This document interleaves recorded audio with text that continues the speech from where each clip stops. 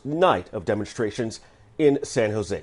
KTV's Asna Smith, she joins us live now with more on that story. She tracked him down and asked him about that night and his effort to de-escalate. Asna.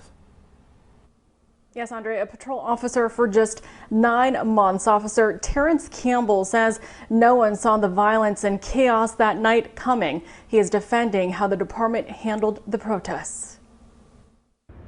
It was my first day of encountering anything like that, my first day standing on the line. San Jose police officer Terrence Campbell reflecting on the night of May 29th, the police chief has described as one of the most violent nights of the chief's tenure.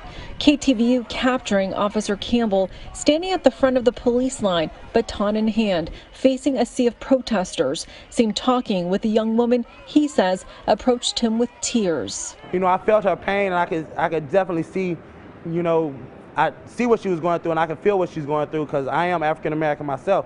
You see, Officer Campbell didn't think he'd become a cop. Flashback 3 years, he was an offensive lineman in the Canadian Football League. Before that, he played in the NFL, and he grew up in Georgia at a time when he was told calling the police only made things worse. I had a lot of bad experiences in my childhood growing up, with cops and, just in the neighborhood in general where people was like, hey, we don't call the police. If you call the police, it kind of was like you was, disowned. Over time, he overcame that distrust. When football didn't work out, he realized becoming a cop could enable him to be a role model and bring change.